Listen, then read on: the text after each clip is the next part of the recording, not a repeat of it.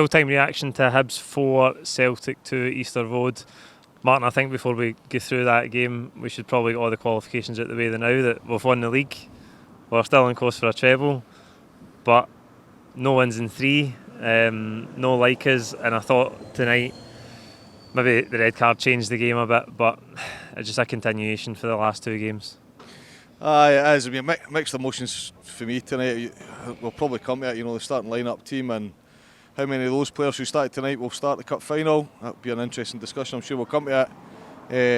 The run of results, interesting discussion with St Mirren fan at the weekend about the run that we're on, and comment that was made was we hadn't performed since Kilmarnock particularly well, and there is something in that. But Motherwell at home, St Mirren at home tonight, not been good performances at all. The two we've really played well, and well, Hearts I suppose didn't play particularly well, but got the result to win the league, and then of course the Rangers game in the cup, which is arguably the biggest game of the season. So we've risen to the occasion on those 2 huge games, massive games. But otherwise, in these other games that should to some extent be run-of-the-mill games you'd expect to win, and normally win convincingly, we've fallen short. And tonight I think it would be remiss of us not to highlight the fact that it was predominantly fringe players that played tonight. I think there will only be 3 of those players who started tonight who'll play in the final, who'll start in the final, probably start Felt, the captain and Hatate. I don't think any of the other guys that started tonight will have not earned the right. Now, some of that will very much rely on who's fit for the final, but if the players are fit that we're expecting to be fit, then that side tonight was more than a reserve side, and really disappointing result and performance. I don't know what to think about this, right? Because obviously the team have been phenomenal all season, but there's been such a huge drop-off in the last 3 games particularly. You've mentioned the games before. We wrapped up the league where we maybe weren't at our best, but we're still getting the job done. Do you think this is a psychological drop-off because even subconsciously the players know that the main job is done, despite the fact we'll still get the cup final to come? Or do you think it is the changes to the team? Or do you think it is something a wee bit more worry than that? Because people often say in football you kind of just turn it on and off whenever you choose to, but we're going to have to turn it back on for the cup final. Yeah, I think it's loads of things. I think it's they deserve to take their foot off the gas a little bit, and you don't necessarily do that intentionally, but you can't help. You play at a certain level, and it's hard to maintain that level, particularly when it's a game that you don't need to win. It's a game you'd like to win, and a game that at Celtic Football Club you should be winning. And Ange talks about demanding those high standards and those high standards being maintained. I think psychologically, it's not a game that you must win. The only one really that we had to win when we hadn't won the league yet was a Motherwell game. These other games have been would like to win them.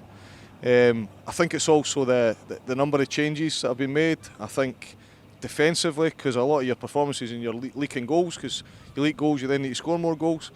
Defensively, we've taken out two our better defenders. We talked about that at the weekend, and it starts there. I thought changing the goalkeeper tonight, I kind of understand why to some extent. Joe Hart's come in for a bit of criticism over the last few days.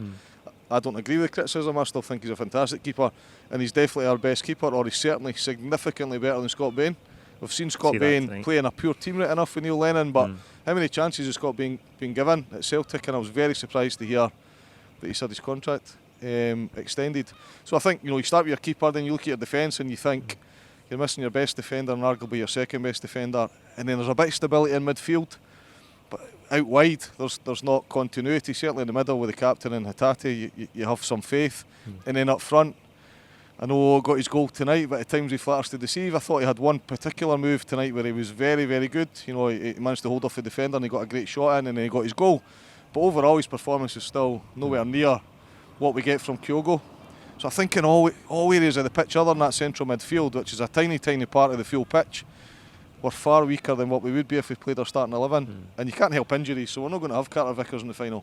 But if we're by Carter Vickers, there's a good chance that we'll have our best team out, and that's the bit that gives me hope for the final. Aye, we're conceding an incredible amount of goals these last 3 games. I think that's 9 in 3 games, which is again so unlike us. To just talk about some of the things, as an eventful game by the way, we go 1-0 up, penalty on McGregor, Stonewaller won it. I mean, misses the ball, but then he gets absolutely cleaned out. Hatate slots it away. As I say, the big thing the game changed on, or really swung the game in his favour, was the red card for Dyson Maeda. In the stands, I could see a mile off he was on the verge of getting sent off. He got booked before half time. he had another foul right away before half time, and then he had another 2 fouls in the second half, and Ange just makes the changes, and then 2 minutes later he gets sent off.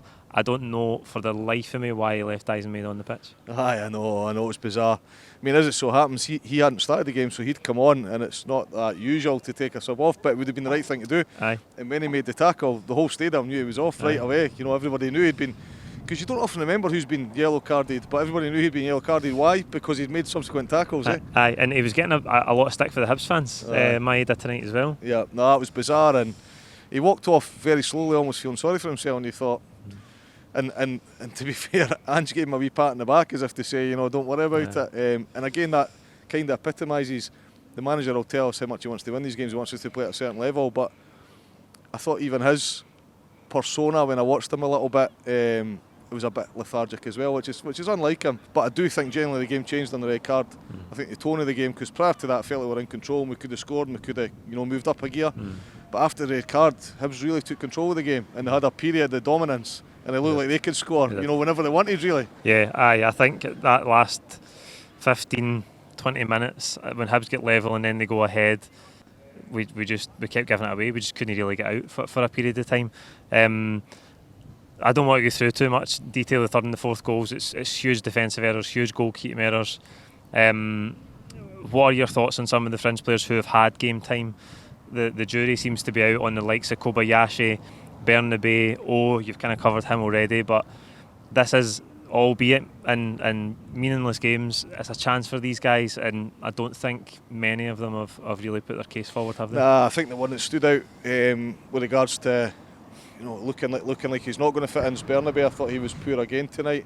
A couple of his passes, I remember one in particular where he played a simple pass back the way and it went miles past the defender. There was no Hibs player for 20 yards, and you could see him sort of apologising, but also kind of having a word with himself, knowing it wasn't good enough. But it's not just about that single pass, just in general I thought his play was poor tonight, defensively and offensively. I didn't think he offered much in the team, so I'm not sure there's a place in the team for him. And you know, we all want these French players to do well, don't we? We want to have strength and depth, but he's certainly not good enough. We've talked about, he's getting the odd goal though, you know, and he's there to score goals. He's playing the number 9, but he's clumsy. Aye, so he is, and he presses sometimes without purpose. You know, he'll get up and he'll just not make the tackle, last minute tackle. A completely different player to Kyogo. I'm not convinced by him yet.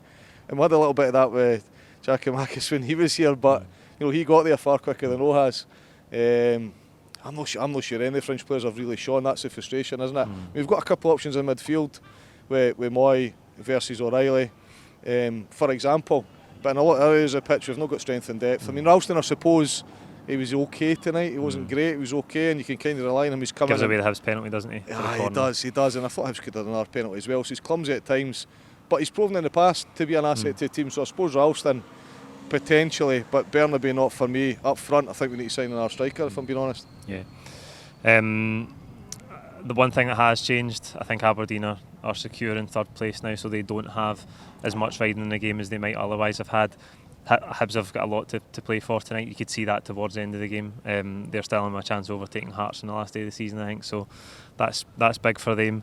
For us, it's trophy day. We've seen flat trophy days before, but off the back of these 3 games, surely you're looking for a better performance leading up to the cup final. What we weren't sure about was what would Ange do in these last 2 games. What type of team would he play? Because he went from playing a fringe team at Ibrox, so put a reserve team at Ibrox, which I think a lot of fans still went into it with a degree of optimism because we dominated that fixture this year. But looking back after the game, and it's easy to look back, isn't it? Hindsight's a wonderful thing, but we really wish he'd played his first team, and he didn't. Then we play our home game at the weekend, and he plays pretty much the best 11 that was available. And then tonight, surprising to see that he chooses not to do that, and he puts a lot of French players on. But listen, he's the manager, and he knows, you know, whether players are carrying wee knocks. He doesn't want to take risks. He knows if certain players get injured, you know, what his fallback position as well. So we'll have to trust in Ange. But I would be very, very surprised if we don't go out strong at the weekend to get a good result, to build up the confidence. I mean, he and the players will have their own confidence, their own inner belief. And I don't think for 1 second that these results are impacting the final. I don't subscribe to all of that about, you know, the team will lack confidence. I mean, what a superb team this has been this season, and they've never let us down in big games. And these games can't be classified as big games. But I do think they want to go out and make a statement. I think they want to entertain the fans. They want that to be a celebration day, and it will be regardless of the result. Yeah. But I think they want to go into that final with a little bit of momentum. Score a few goals at the weekend and play their best 11. I'd be surprised if he doesn't. It's just a pity after the season we've had that we're not finishing strong, because we were talking about points records, goals records, which I think we've got the modern day one at over 106 now, 108 in total. But I don't think we can't get to 100 points now. So it is quite a sharp drop off, and it's just a pity after how phenomenal the team have been that we're not finishing as strong as we like. It is frustrating. I think we can only get 99 now, which was 107 only a few weeks ago that we were going for, wasn't it? And according to Kenny Miller, Michael Beale's team's better than our team as well. It just defies belief. But I mean, I was going on about stats big time for a number of weeks, and kind of came to accept. Listening to Ange as well, listening to how he approaches that. And Brendan Rodgers used to get obsessed by things like that, targets and stats and records, and records. But Ange doesn't. So I'm kind of over it, and in some respects think, well, we didn't achieve it this year, give us something to go for next year, and we'll take it up a level. But it is a downside to winning the league early. We can't ask much more of this team. They've gone out and won the first trophy. They've obviously beaten Rangers in that particular competition, won the league in a canter. Their performance levels prior to winning the league were sensational and very, very consistent, and of course we've got a potential treble, which I think some fans just take that for granted now. Remember Martin O'Neill bringing the first treble, certainly in my lifetime, and excitement and the disbelief that winning a treble just wasn't something that you could possibly imagine would happen, and it was a dream, and now we're just expecting it to happen every single year. So win the Scottish Cup final on an absolutely sensational season. Aye, absolutely. There you go, that's it from Easter Road. Like the video, we'll see you on Friday for the build up to Trophy Day. Thank you.